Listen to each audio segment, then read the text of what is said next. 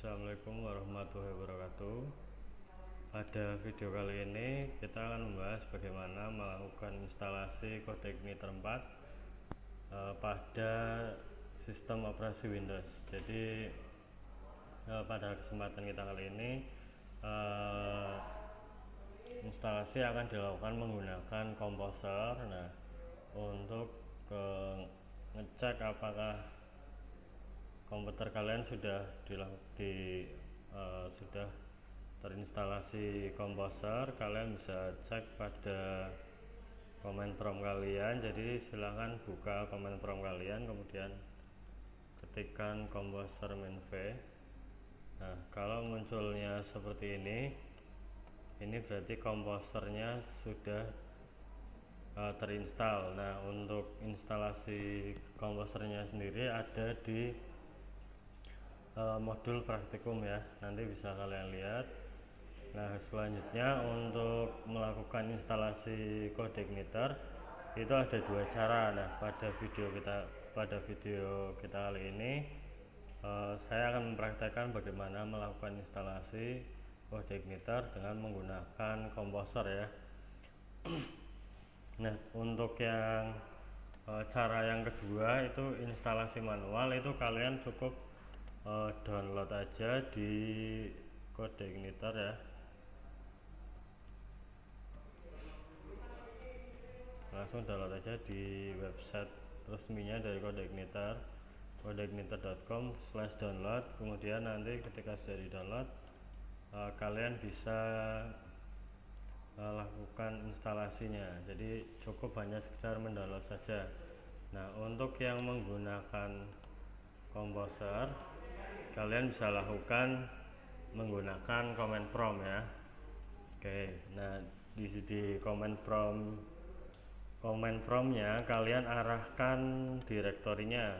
Nah, di sini sebelumnya arahkan ke direktorinya dulu. Nah, di sini saya arahkan ke dalam folder projectnya saya. Ya, jadi tempat penyimpanannya menyesuaikan dari keinginan kalian sendiri ya masing-masing. Oke, nah untuk instalasinya kalian bisa ketikkan seperti ini, Composer, kemudian create project,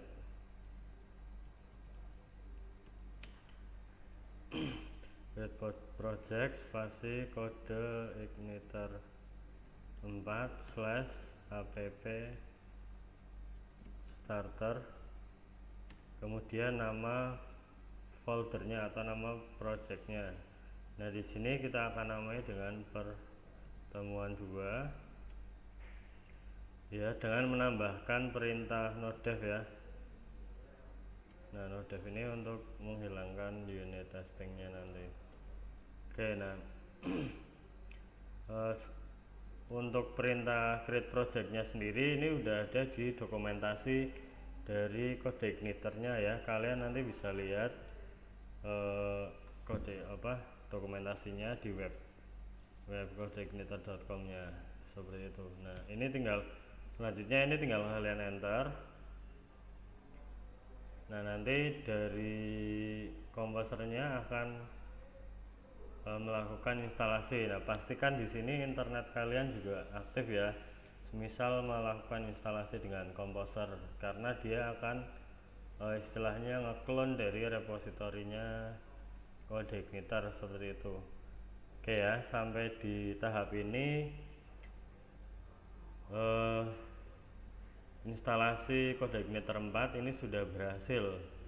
Nah, sudah berhasil, kita bisa cek di folder tempat instalasinya. Nah, di sini sudah ada pertemuan 2. Isinya ini ada beberapa folder ya.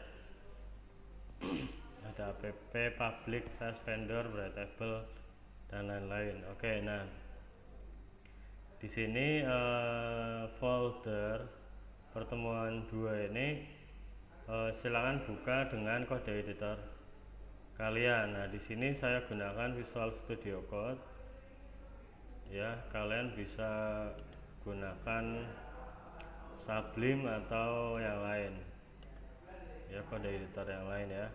Nah, di sini saya buka foldernya ke sini, ke Visual Studio Code pertemuan 2. Oke ya, nah ini untuk tampilannya akan seperti ini. Di sebelah kiri ya ada navigasinya, navigatornya. Nah seperti ini. Nah setelah instalasi kita akan coba running project kita. Nah runningnya caranya gimana? Kalian bisa langsung ke terminal, new terminal ini ya, atau bisa pakai command prompt ya. Kalian bisa pakai command prompt atau bisa menggunakan terminal yang ada di Visual Studio Code-nya. Nah, ketikkan php spark serve. Nah, seperti ini. Nah, ini sudah running pada localhost dengan port 8080 ya. Ini kalian bisa klik. Nah, kalau sudah munculnya seperti ini, kode igniter 414, jadi ini versi terbarunya. Kalau sudah muncul seperti ini berarti instalasi kode igniter kalian sudah berhasil ya. Oke, nah untuk selanjutnya kita coba lakukan konfigurasi awal ya, konfigurasi awal dari project kita. Nah silakan lihat untuk bagian navigator. Nah di sini ada file dengan nama env. Nah file env ini kalian rename, kemudian kalian ubah jadi titik env, jadi depannya tambahin titik ya. Nah .env ini akan jadi file konfigurasi untuk project kita nantinya. Nah langkah pertama untuk konfigurasinya pada file .env yang harus kalian ubah pertama itu ada di environment. Nah di sini production ini kalian ganti jadi development. Nah development, jadi nanti dari projectnya nanti akan menjalankan kode yang ada di dalamnya itu dalam sesi development. Jadi nanti error yang kalian tulis itu akan muncul di dalam browsernya nanti. Kalau tadi production itu berarti sudah siap deploy ya. Nah errornya nanti tidak akan muncul seperti itu. Nah untuk konfigurasi yang harus kalian lakukan yang selanjutnya ada di app base URL. Nah base URL ini kalian bisa ketikkan ini apa namanya, alamat dari server kalian. Nah di sini kita ketikkan http localhost 8080. Nah seperti ini. Oke ya. Nah jadi pertama ini kita cukup setting 2 dulu. Nah selanjutnya ada beberapa konfigurasi yang bisa kalian setting, kayak misal security, kemudian ada database dan session ya, banyak lagi cookies, encryption ya. Nah itu beberapa konfigurasi lainnya ya selain yang base URL. Nah selanjutnya kita akan coba tes kita tes buat page ya, alur dari membuat page di kode igniter ini menyesuaikan dengan konsep model view dan controller. Nah cuman untuk yang pertemuan awal kita akan menerapkan controller dan view-nya terlebih dahulu. Jadi ketika URL pada browser diakses, dia akan memanggil file controller, kemudian file controller akan melemparkannya ke dalam view. Oke ya. Nah pada package controller yang ada di dalam package app ini kalian buat file baru, kemudian kasih nama hello.php. Nah seperti ini ya. Ini kelasnya, bentuknya nanti akan kelas seperti ini pada home ya. Nah pada home ini kalian bisa copy aja, copy, kemudian pastekan. Nah, pada class name nya ini kalian ubah namanya menjadi hello extend base controller. Nah, kemudian untuk bagian indeksnya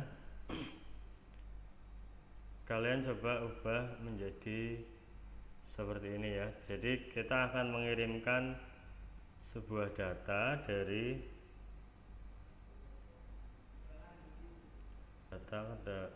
controller ke dalam view seperti ini. Nah, untuk mengarahkan ke view-nya kalian cukup panggil seperti ini, view, kemudian nama dari view-nya hello view, variabel yang akan kita kirimkan data. Nah, kayak gini. Jadi nantinya kita akan buat sebuah file dengan nama hello view pada folder view ya. Kemudian ini data yang akan kita kirimkan ke dalam view. Oke ya, kalian buka untuk folder views, kemudian tambahkan file baru, view, new file, kasih nama helloview.php. Oke ya, nah di sini kita buat sebuah dokumen HTML.